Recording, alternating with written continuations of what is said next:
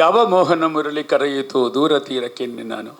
ಇದು ನನಗೆ 100 ಜನ್ಮಕ್ಕೂ ಅಷ್ಟೇ ಬಹಳ ಹೃದಯಸ್ಥವಾದ ಪ್ರೀತಿಯ ಹಾಡು.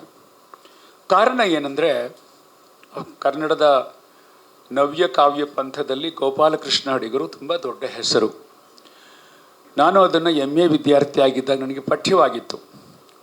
ನಾನು ಪ್ರಾಕ್ಟಿಕಲ್ ಕ್ರಿಟಿಸಿಸಮ್ ಅಂತ ತಗೊಂಡಿದ್ದೆ, ಆ ಪ್ರಾಯೋಗಿಕ ವಿಮರ್ಶೆ ವಿದ್ಯಾರ್ಥಿ. ನಮಗೆ ಟೆಕ್ಸ್ಟ್ ಆಗಿತ್ತು ಅದು.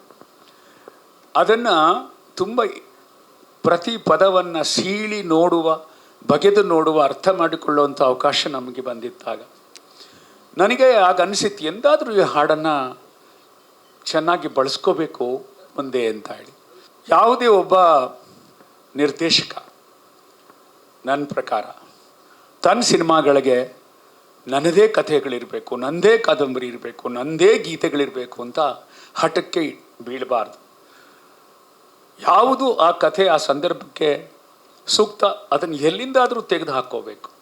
ಯಾವ ಹಿರಿಯರದಾಗಿರಲಿ, ಕೀರ್ತನೆ ಆಗಿರಲಿ, ಜನಪದ ಆಗಿರಲಿ, ವಚನ ಸಾಹಿತ್ಯ ಆಗಿರಲಿ, ಸರ್ವಜ್ಞ ತ್ರಿಪದಿ ಆಗಿರಲಿ, ಭಾವಗೀತೆ ಆಗಿರಲಿ ತಗೋಬೇಕು. ಅದು ನಾನು ಆ ಥರದ ಒಂದು ಮುಕ್ತ ಮಾರ್ಗವನ್ನು ಆರಂಭದಿಂದ ನಾನು ಇಟ್ಕೊಂಡಿದ್ದವನು. ಹೀಗಾಗಿ ಅಡಿಗರು ನನ್ನ ಮೆಚ್ಚಿನ ಕವಿಗಳ ಆ ಗೀತೆ ಏನಿತ್ತು, ಯಾವ ಮೋಹನ, ಬೇರೆ ಬೇರೆ ಅರ್ಥಗಳನ್ನು ಧ್ವನಿಸುವಂಥ ಗೀತೆ ಅದು. ಅದನ್ನು ಒಂದು ರೀತಿ ಗೋಪಾಲಕೃಷ್ಣ ಅಡಿಗರು ಮುಂದೆ ನಾಗತೇಳಿ ಚಂದ್ರಶೇಖರ ಅಂತ ಒಬ್ಬ ಬಂದು ಸಿನಿಮಾ ಮಾಡ್ತಾನೆ, ಅವನಿಗೆ ಬೇಕಾಗಬಹುದು ಅಂತ ಬರೆದಿಟ್ಟು ಹೋದ್ರೇನೋ ಅನ್ನೋ ಹಾಗೆ ಅನ್ಸುತ್ತೆ ಅದರ ಪದಗಳನ್ನ ಓದಿದಾಗ. ಹೌದು, ಆದರೆ ಅದಾಗಲೇ ಭಾವಗೀತೆಯಾಗಿ ತುಂಬ ಯಶಸ್ವಿಯಾಗಿತ್ತು. ಮೈಸೂರು ಅನಂತಸ್ವಾಮಿ ಮಾಡಿದರು, ರತ್ನಮಾಲಾ ಹಾಡಿದ್ರು.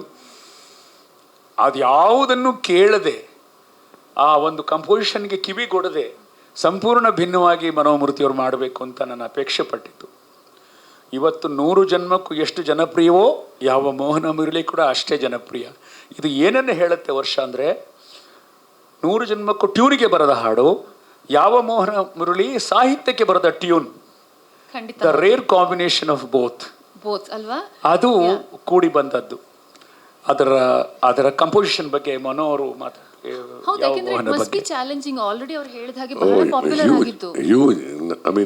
ಬಿಗ್ಗೆಸ್ಟ್ ಚಾಲೆಂಜ್ ಇಲ್ಲಿವರೆಗೂ ನನಗೆ ಯಾವ ಸಾಂಗ್ ಅಂತ ಯಾರು ಕೇಳಿದ್ರೆ I will tell them it is ಇದು ಯಾವ ಮೋಹನ ಮುರಳಿ.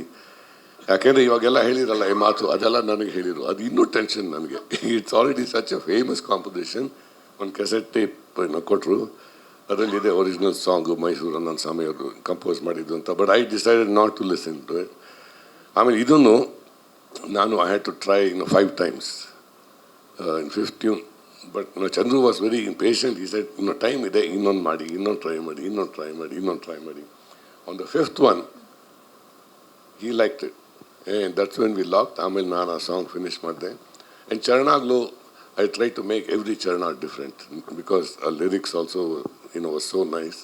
ಅದಕ್ಕೆ ಫಿಟ್ ಆಗೋ ಥರ. But this has been the most challenging song for me.